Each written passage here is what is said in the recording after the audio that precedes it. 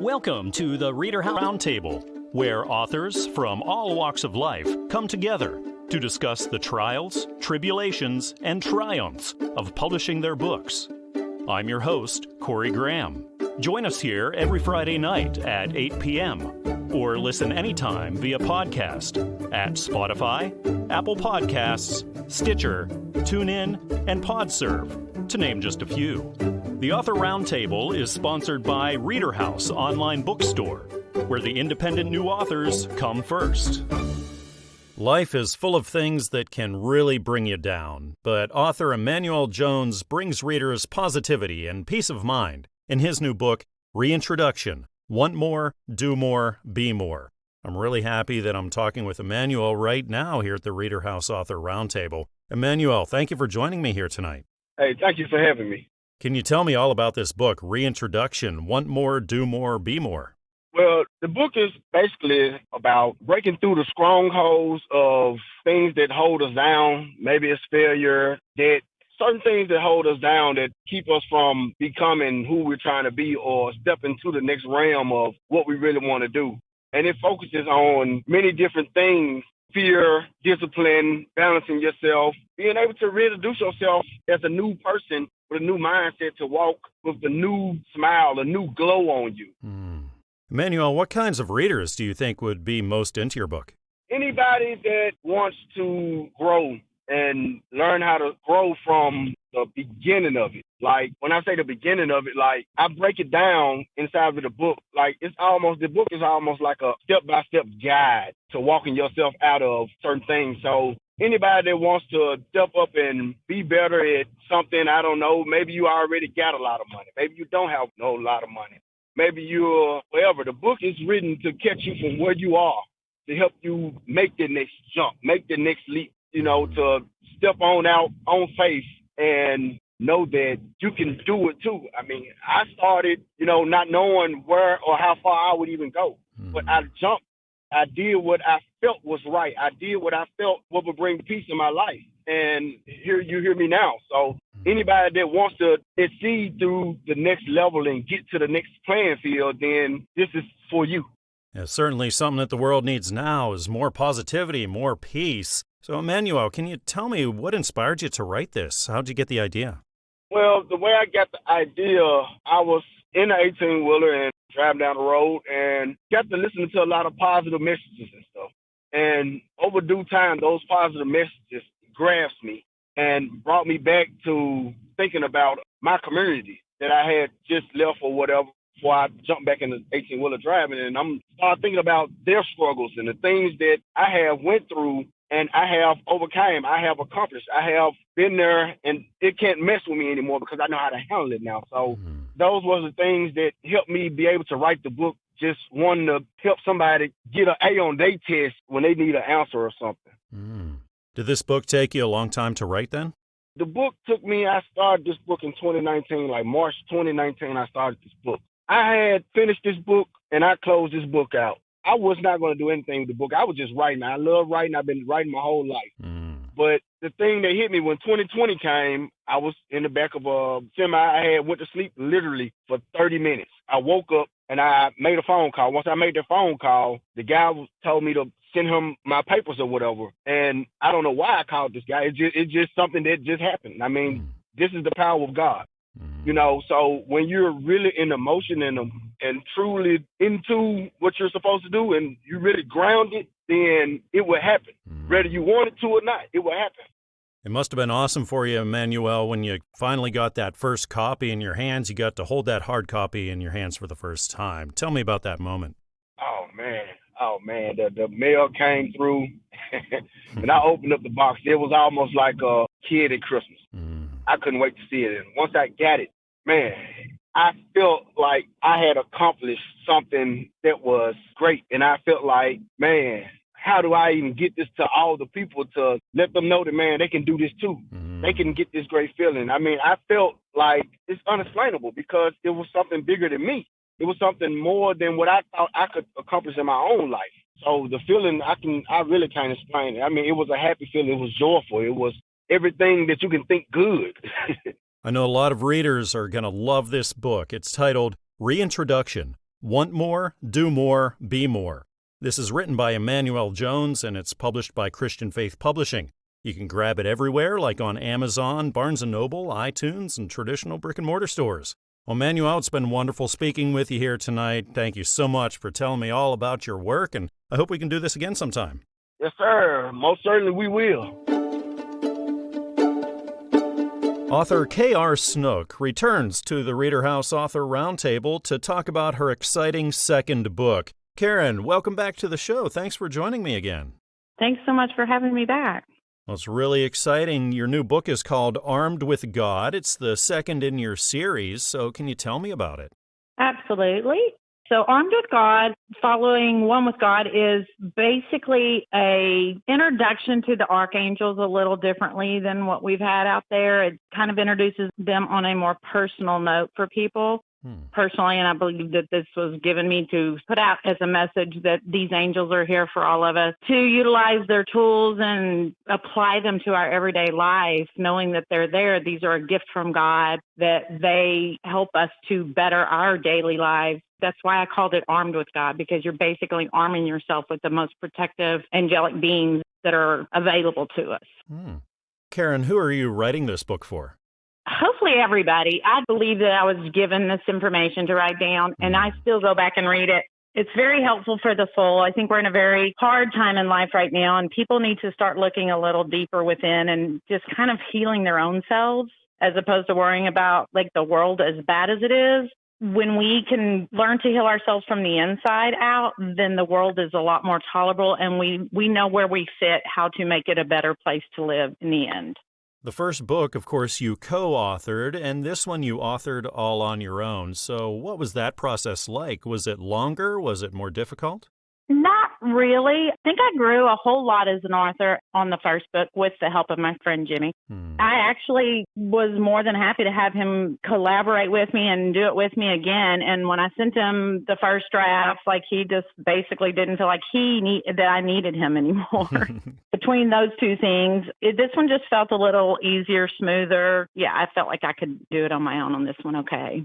Karen, does that feeling ever get old whenever you get the first copy in, like you did the first book, and you get to hold it for the first time? It's still not old. It's still, I'm not very good at promoting myself, so I've got to learn how to get in little local stores and try and promote it a little bit better, and I'm working on that. But I love to give them away to people. I've given out so many and received very well, like very much positive feedback from people. I think that they help. I think that they just kind of are reminders of what we all have within ourselves that we kind of forget about because of daily lives. And I understand that a third book in this series is on the way. Yes, we just completed it. It's actually going to print right now. That should be out in another couple of months. Where they're available, it takes a couple of months for everything. So that's another one that's following up in it, where this one teaches you to arm yourself and the tools that you can carry with yourself daily in life. And the third book will be more about protecting your own boundaries. And it talks a lot about empaths and basically how to protect your own energy from the dark of the world. How do you stay in a good place in yourself? I feel like they're just very helpful they're very small. They're very easy reads. They're just reminders, feel-good reminders of we all have somebody out there that cares about us. Do you think then that the third book will complete the series, or are you thinking of going beyond that? I believe it's going to be extended in at least another one, maybe possibly two more. And I'm just beginning the work on the fourth one. It's quite a ways away. But basically, when I wrote the first one, I felt very, very channeled or very pulled to. I kind of felt like I had a message then that there would be 5 in the series. So the fourth is coming pretty easy. Fifth one, I'm not even sure what it's going to be about yet. So, because I don't want to get redundant, I don't want to get where it's the same thing over and over. And as you keep publishing and keep writing, I'm sure that you keep learning more and more things along the way, Karen. So what now would you tell authors who are just starting out? I would tell them there's no set way to do it. I believe that the most important step, if you want to write something, everybody has a story in them. They can be truthful, they can be fiction, they can be about science fiction, they can be anything. Everybody has something that kind of excites them on the inside. And if they can figure out how to start like just making notes and organizing them in little sections where you can create your own little chapters or your own little sections of the book. But I think that the key is just start writing a journal that is in your head, anything that you're thinking. And as you continue to write, if you do that for 3 to 4 weeks, you will see a book form. That's great advice. Thank you.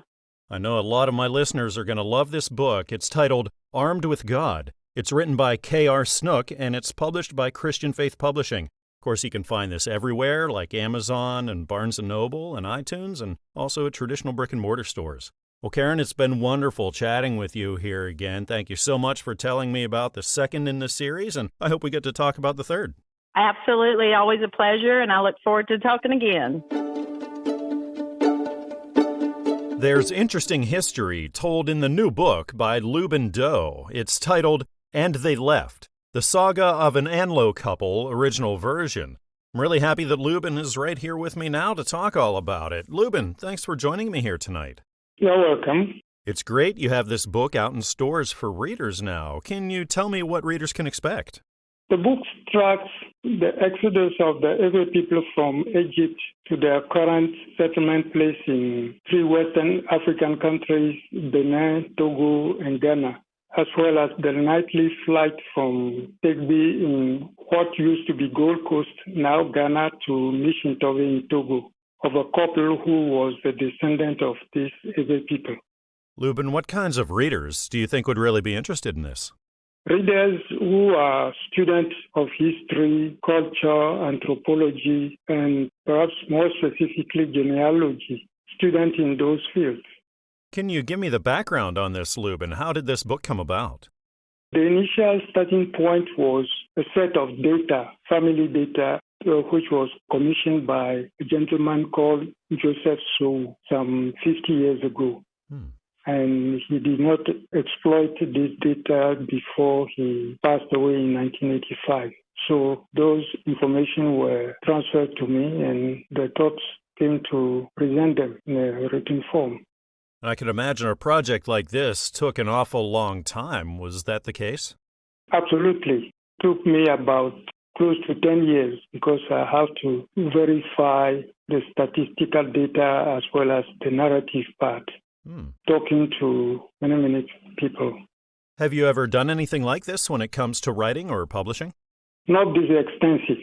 I have published mainly in the field of economics and taxation and indebtedness, but not a book of this type. Like you said, this book was a long time in the making, Lubin. So what was the moment like for you when you finally got the first hard copy and got to hold it?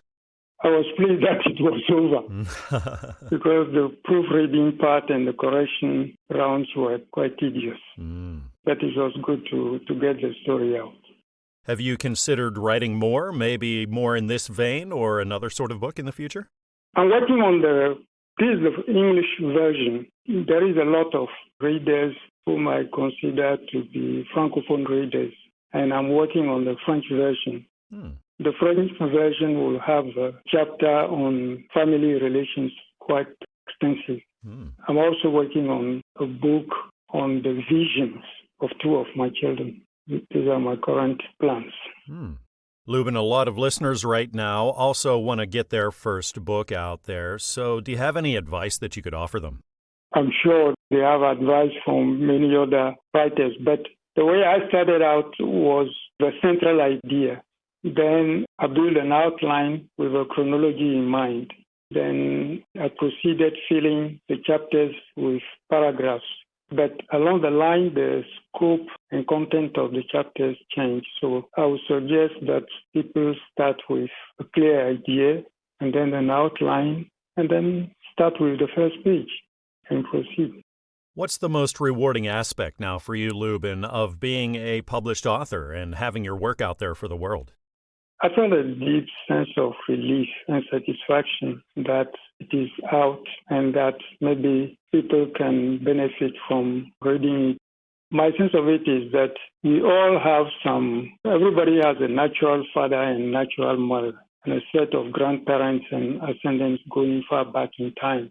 And if we have information on them, we can present it to the public. You never know. Because we need the past to understand the present, and we need the past and the present to draw lessons from them for the future. Absolutely. I know a lot of readers are going to be interested in this book. It's titled And They Left, The Saga of an Anlo Couple, original version. This is written by Lubin Doe, and it's published by Christian Faith Publishing. You can find this everywhere, online, Amazon, Barnes & Noble, iTunes, and also down the street at your local bookshop.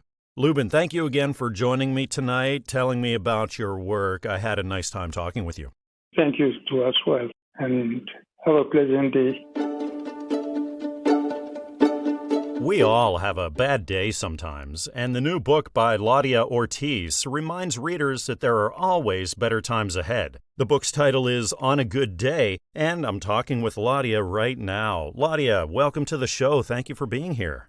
Thank you so much. Can you tell me all about what readers can find in On a Good Day? On a Good Day is a good snuggle up with the family, snuggle up with a close friend, or if you're a veteran, you probably would love the sense of humor that I have for projecting this book out to everyone.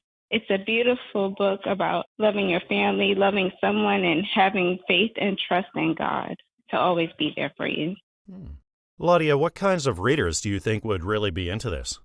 The types of readers who would be interested in this are children and young readers who love adventures by reading books and trying to socialize with people and trying to get in touch with God. And when it comes to writing and publishing, is this the first time you've done something like this? Publishing-wise, yes. I always have a great storyline lying around somewhere, but publishing, this is my first publish, and it won't be the last. Well, that's fantastic. Is this going to be part of a series, do you think, or are you going to write some other kinds of books? Of course, I've got some more things that Prusian is getting into. Latiya, you said you love to write. So to you, what's the most rewarding aspect of it all, especially now that you're published? The most rewarding aspect of it all would be nurturing everyone in an adventure with their lives through education and loving God. Being this is your first published work, did it take you a long time to write and then put through all those publishing hoops? It did not. I have so much fun entirely writing that I just have things sitting around, and this just happened to be that one beautiful doll-like book in the window that your kid would love to me. So I just had to have this one. I had to have this one out. I knew I could do something with this one if I put it together. Latiya, it sounds like writing comes so easy for you. Do you ever get writer's block or anything like that? I do. It's not easy to sit down all day and write something, but I keep everything on my easel. I have a writer's easel even to hold my books up for me. I keep everything there if I'm having writer's block, and I always come back to it. Sometimes rereading things over and over helps with writer's block for me. I don't let it get the best of me at all. That's great. A lot of our listeners right now are authors who are just starting out on this whole thing. So, Latiya, do you have any advice that you could offer them? Never give up with your intuitions on things. What you like matters to you. What you like will matter to everyone. Never give up on what you love and what you're enjoying, because it's going to make you happy. Latiya, when it comes to children's books, the illustrations are so important. Can you tell me how you went about that? I knew that I wanted her to have a fun, coily, kinky-looking look to her, like something that was standing out to me a great deal. And I put this streamer in her hair, and I wanted her to have ponytails. I wanted there to be a beautiful bluebird and some flowers. I wanted there to be a beautiful nail on Prusian, something that readers would really enjoy and get into and can relate to, even to bring it out to make it look a little bit more realistic. And Latiya, are you the kind of writer who tries to sit the same time every day, maybe at the same place and write? Or do you find yourself writing whenever you find the ideas are coming to you? Whenever ideas come to me, I sit and I put them together. That's the best time. I can jot down things as I go. Like, it'll be a here and there thing. Like, maybe that's a good idea. I'll just write it down and leave it. But, normally it comes on a day where I'm just at my computer and frustrated with everything and I want to write my own stuff. That's when the wonders come into it, And I just put it all together with everything that I've been piecing together along the way. And it comes together so beautifully when it's like that. I know a lot of readers are going to love this book. It's titled On a Good Day. It's written by Latiya Ortiz, and it's published by Covenant Books. Of course, you can pick this up everywhere. Online, grab this at Amazon and Barnes & Noble and iTunes, and also traditional brick-and-mortar stores. Latiya, it's been wonderful speaking with you here today. Thank you so much for telling me all about On a Good Day, and I hope we can chat again sometime. Oh, great. That would be so great. Thank you so much for the opportunity. It was wonderful. Chaplain Rick Paetzke tells the story of God's work in his life in his new book, Life of Miracles. Rick is right here with me now to chat all about it. Rick, welcome to the ReaderHouse Author Roundtable. I really appreciate you being here with me. Thanks for the time. I just appreciate having an opportunity to be able to share what God has been doing in my life and making himself known through my life. And that's been my desire, to let my light shine to the world and let them realize how real Jesus Christ is today. Your life truly is a life of miracles, so can you tell me what readers can expect in the book? Well, they'll see from the beginning of my birth and to the end that it's just been nonstop intervening with God. At the time, I didn't know what it was. You could say I was a lucky guy. Just thinking that no matter what I went through, it seemed like something kept me going, sparing my life from so many close calls with death or really bad harm. And I didn't realize as I was growing up in my life, there was a battle going for my soul, you could say. I felt at moments things were trying to destroy me or kill me or harm me. And at the same time, something divine in the background was always intervening, protecting me from any harm that would, take my life. So I began to learn about the reality of good and evil becoming more present. And the more I grew in my life, I'd start showing how real good and evil was really active, and God was making himself known. And slowly, step by step, line upon line, precept, he was beginning to show me how real he was. And he eventually led me to the truth that he existed, that he rose again from the dead. And then he sent people my way, and eventually I became born again and filled with his spirit. And from that time forth, I had a burden for the lost, and I let other people realize that Jesus is alive today as he was back in the day 2,000 years ago since he rose again. That's the main reason why I'm trying to get the word out, that God is really real today, and just calling his name Jesus, no matter who you are. If you really have a sincere heart and you want Jesus, he will definitely come in your heart. But you just got to invite him in. He's just asking and waiting and knocking at our door. So he said in Revelation 3:20, behold, I stand at the door and knock. If any man will hear my voice and open the door, I will come into him. You notice how it emphasizes he wants to come into our being, but we have to invite him in. He doesn't come in. He's a gentleman. That's why there's no doorknob on the outside. You ever see that picture of Jesus knocking on the door? You got to let him in. He doesn't come in on his own. That's the main reason why I wrote the book, to let people know that Jesus is real today. And whenever I called on his name, whenever I was in danger, he always came through with me every time and did miracle after miracle. Rick, who were you writing to here? What kinds of readers do you think would be most into your story? Oh, right now I think everybody out there. Like I said, I had a time when I was brought up with kind of like atheistic thinking parents, and, God put in my heart when I wrote the story, I wanted to inspire not only the believer, but it's also written for a backside because, God showed his grace in me, because I had times where I slipped away, and you could say the enemy had tricked me where I fell and slipped away. And yeah, God never gave up on me. He definitely leaves the 99, goes for the one that went astray and tries to bring them back home again. And then also for the people that don't believe, I had an experience with an atheist once. I put him on challenge. I said, hey, if you just pray and believe God just one moment, just one time, believe that he exists. If you pray, you ask him in your life, and he touches you, you got to go to church with me and start reading your Bible. But if he doesn't talk to you and touch your heart, when you pray and you ask him in your heart today, just believe that he's rose again for your sins. I'll never talk to you about Jesus again. And he took the deal, and God touched him. He started crying and gave his life to God. It's like, wow. Yeah, this is written for people that don't even know God or have an experience with God. I believe if you prayed with just enough faith, just one moment in your life, if you don't know God, he can definitely draw you and save you even at that moment, even if you're an atheist. Now, Rick, I could imagine when it comes to writing something like your life story, it might have taken a while. Did this take you a while to write? About a year and a half.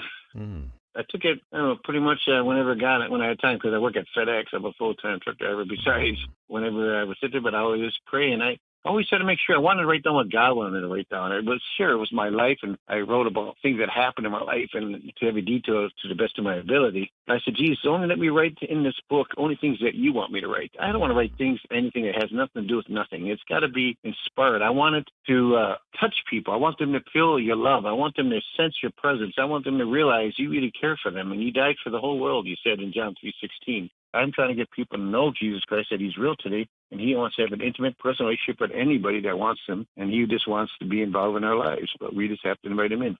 I think a lot of readers are going to love this book. It's called Life of Miracles. It's written by Chaplain Rick Paetzke, and it's published by Christian Faith Publishing. You can grab this everywhere online at Amazon, Barnes & Noble, and iTunes, and also at traditional brick-and-mortar stores. Well, Rick, thank you again for joining me here on the show and telling me all about your life and your book. I hope we can chat again sometime. Thank you. Have a blessed day. Hope to talk to you soon. The new novel by Tage Seville, it's titled Lost Times, Times Lost. It has a lot to say about the human condition. I'm really happy that Tage is right here with me now to talk all about it. Tage, welcome to the show. Thanks for being here. Yes. It's great that you have this novel out. Can you tell me what readers can expect in Lost Times, Times Lost? Well, it's a novel that takes into consideration several ideas about what's going on in today's culture, in the world today, and it pits the ideas about where we came from the general concepts of whether or not we came here by some form of intelligence or whether some form of accident. And so it kind of puts those ideas in a form that relates to the things that happen to people today in America. What sorts of readers were you speaking to with this book? Readers that were interested in how the things, they say, for instance, in the Bible, especially in my case in the Old Testament, how those things relate to what's happening today and how the Spirit of God works. It tries to give examples of how the Spirit that Jesus talks about to the woman at the well, at Jacob's well, how God's Spirit works. And what's interesting, when you read the Bible, you see cases of personal experiences that the Bible highlights, and it shows how God worked through those cases. And it's just not so apparent when God works. It's not apparent until you look at it from retroactively.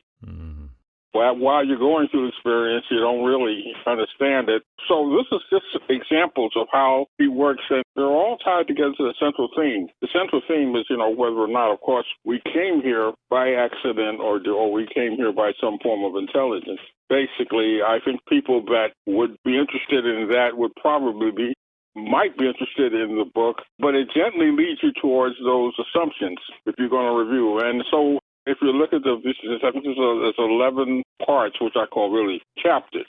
And if you look at those chapters, you'll see in each of them, just like you do when you read the Bible, you'll see in each of them retrospectively how God works. It's hard to see as you're going through it. But when you look back over what actually happened, you could actually see the hand of God in the book. So who would be interested? Well, I'm trying to get people to read it that don't necessarily have to be religious. Because I'm trying to draw people that are not necessarily religious and just to look at it and maybe kind of enjoy the cultures, the different things that are going on in that book. I'm curious, where did the idea for this book come from, Tage? In my readings of the scriptures, I guess it came from the fact that I thought that it would be great if we could just see how these things happen today. So where did it come from? It came from me, a central thought that when people go through the Bible and they read the stories, the goal should be, if it's not, to make it relative to what's going on today. Sometimes as you read it, you only relate to it as to what went on during the time or at that time. I'm really talking about the Old Testament more than the New Testament. You can relate to what's going on at that time, but you must also know how that applies to our lives today. That's what I attempted to do, is attempt to start off with incidents and occurrences that might happen today. And show how God would work his wisdom, his spirit in those events. So it starts off with a ride. In the ride, things happen and discussions, and hopefully the people who are reading it will get the general idea of where I'm going. Especially with the opening scene where there's a leaf that falls out of a forest and floats over a town. It seemingly causes events. So it kind of pits those two ideas of intelligence versus accidents, or accidents versus intelligence together. so you can actually see some of it happen. Have you given any thought to writing more, maybe a follow-up to this one or another kind of book? This was actually volume 1, and I have volume 2 in the works. I'm just trying to get an idea to see how successful volume 1 is going to be. I know a lot of readers are going to really be into this book. The title is Lost Times, Times Lost. It's written by Tage Seville and is published by Christian Faith Publishing. Of course, you can find this everywhere like Amazon and Barnes & Noble and iTunes and traditional brick-and-mortar stores. Tage, thank you again for joining me here and telling me all about your book. I'm looking forward to seeing more from you and hope we can talk again sometime. All right. Great. I'm glad we had this talk. I'm glad we had this interview. Thank you so much. Real love isn't always easy, and the characters in the new novel by Phyllis Cornish learn all about that. The book is titled It's So Complicated, and Phyllis, the author, is right here with me now to talk all about it. Phyllis, welcome to the show. Thank you for joining me. Thank you for having me. Well, it's wonderful. This new book is out in stores for readers now. It's so complicated. Can you tell me all about it? Yes, it's so complicated. We always talk about women wanting love, but never talk about a man who's trying to find love. He grew up without love, but he had a strong father. His mother got hurt during the process of the mother and father relationship. And so he's looking for love. He wants to be loved, but his mother's so angry and so bitter that she doesn't know how to forgive. But he had a strong father who, no matter what, stayed in his life. So it depicts how important it is for a parent to stay in a child's life, whether you're together or not. And this young man, he just wanted to be loved. And his father, through a relationship that he got married, he felt love at the home where his father was at with his new wife. So he wanted that type of love in his life. And even though he wanted that love in his life, he had to go through some obstacles before he could find that love. And even when he found it, there was complications. Phyllis, what kinds of readers do you think would really be into It's So Complicated? It would be readers who looking for love, and sometimes see a man's point of view, also strong fathers, we need to celebrate the good fathers that stays in a child's life, and how you can help your child. A lot of children wouldn't be violent and on drugs maybe if dad or mom, it's not just always dad or mom, has just stayed in their life. And also it teaches us about forgiveness.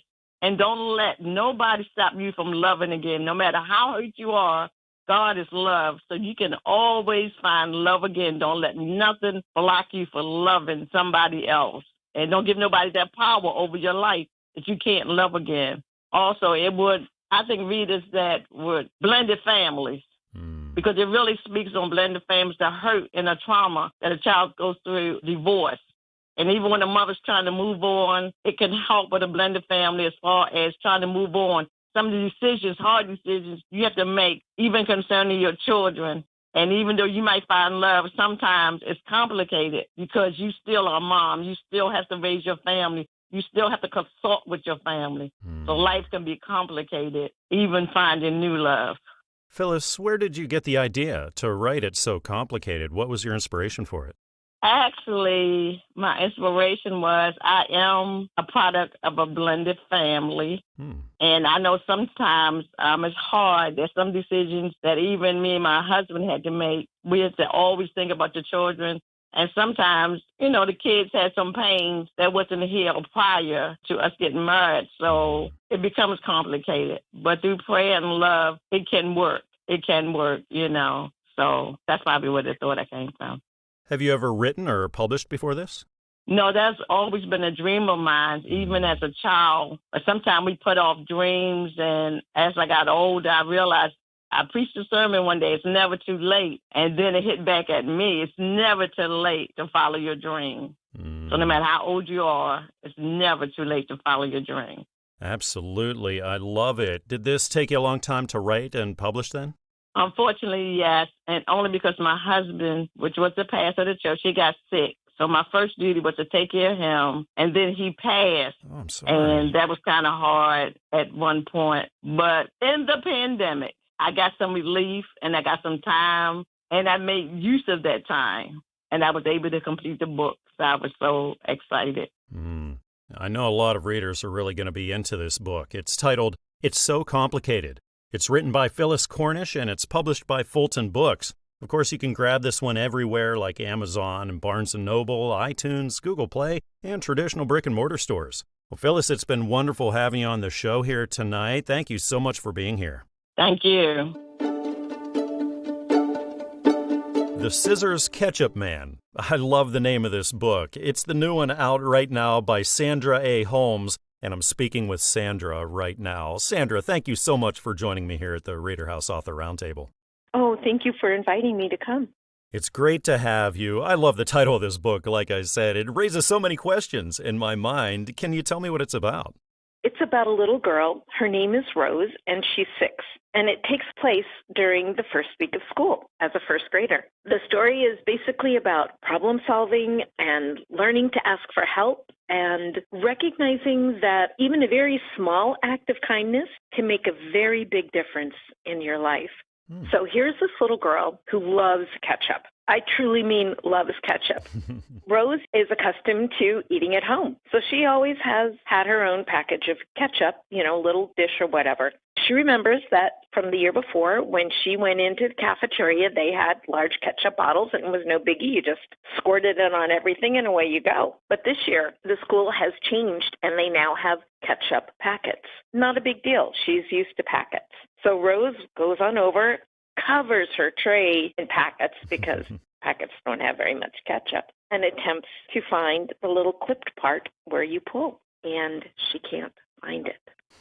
And then as she's watching the second grade table, and this one girl who's having difficulty just like she is, she sees this wave come up from the second grade table. All the kids have their hands up, and she's wondering, what is going on? Well, this older gentleman comes into the lunchroom, and the kids are chattering at him, and she thinks, boy, they must know each other really well, and all of the kids are talking to him. He must be their friend. And then she watches as he pulls out a little Ziploc bag with safety scissors, and he snips open the top of each and every ketchup package. He's the Scissors Ketchup Man. And he is a volunteer who comes in on days when there's meals, when there's going to be ketchup for the first and second grade table. There's all kinds of things that are true to childhood and what happens, and she makes up songs about ketchup, and just little things, that are true to life for a 6-year-old. How long did this take you to write and then put through the publishing process, Sandra? The story actually started, I'm going to say in my head, back in the 1990s. I was a National Science Teacher Association trained content reviewer, and I was assigned to a Kentucky school district. And one of the questions that I was responsible for was to identify people that the children would turn to for help. And the most frequent answer that we got from the first and second graders was the Scissors Ketchup Man. We asked the principal, who's the Scissors Ketchup Man? And said, I have no clue. We asked the teachers. They had no clue. We asked the janitor, because oftentimes janitors are right up there with the little kids. Nope. Finally, we sat down in the cafeteria and had lunch at the same time that the first and second graders were. And the Scissors Ketchup Man walked in. And the kids greeted him as the Scissors Ketchup Man. Presto, we had our answer. This gentleman was the person that the kids knew they could ask a question, and he would answer it as truthfully as he knew. And if he didn't, he would say, oh, you need to ask so-and-so. And I thought that would make a cool story. So over the next 30 years, I've written this story 100 times in my head. And then, like I said, my one granddaughter loved ketchup. And until she was 4, pretty much you couldn't get her to eat anything unless it had ketchup on it. And for the name Rose, all of my granddaughters have the middle name Rose in honor of my mother-in-law. Her middle name was Rose. And 2 of my favorite university students married, and their first daughter is named Rose. Her birthday is one day before mine. So I decided that Rose would be a great name. There's a lot of different unique cultures in our family tree. And Rose was a name that could reflect all of that. Sandra, have you given thought to writing a follow-up maybe to this, or writing another kind of book? Actually, I have a second book that's been accepted for publication. Wonderful. It's called 2 Licks and the Magic Couch. I love it. And I know a lot of children and families are going to love The Scissors Ketchup Man. It's written by Sandra A. Holmes, and it's published by Newman Springs Publishing. Of course, you can pick it up everywhere like Amazon and Barnes & Noble and iTunes and traditional brick-and-mortar stores. Well, Sandra, thank you so much for stopping by the show and telling me all about The Scissors Ketchup Man. I hope you can stop by again and tell me about the next one. Oh, well, thank you very much, Corey. It was very nice being here today. Thank you. Sitting down here with me now at the ReaderHouse Author Roundtable is author Eunice Samadzada. Eunice, thank you for being here with me tonight. You're welcome. I'm very happy to be with you. I'm happy that you're here with me. It's great you got a new book out in stores right now. It's titled The History of the Rise and Fall of the World's Religions and Their Evolution. Can you tell me what readers can expect in this book? This book is about the history of various religions and how they evolved. And what kinds of readers were you speaking to here? The target reader audience includes anyone from interested students to university professors, from atheists to the devout, anyone interested in a review of the development of different religions. It starts very beginning of the human as a hunter-gatherer to today's religion. Have you ever done anything like this before when it comes to writing and publishing?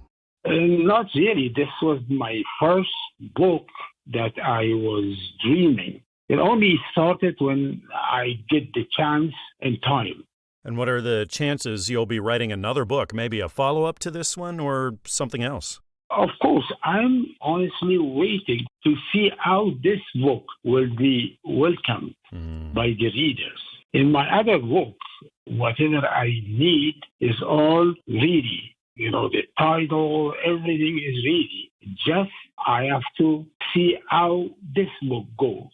You know, the reader like my style and the way I'm writing. If that's the case, they like this book. My second book will be soon, because I did work a lot on that book too.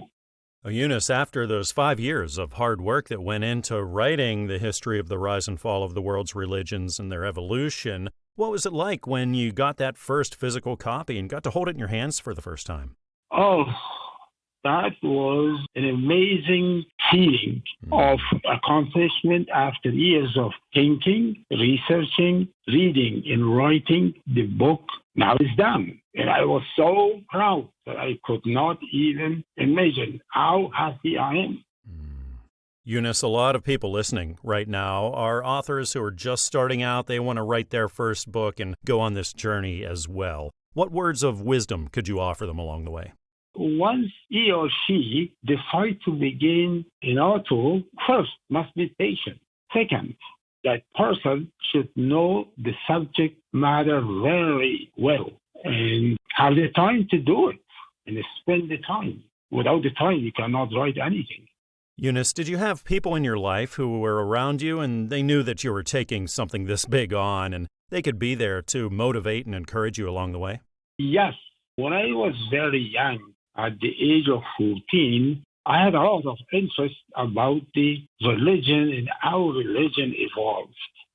And at that point, my brother-in-law, with whom I had a lot of positive discussion about the world's religion, because he had the same mindset as I did. He was my most inspired person that he get in me.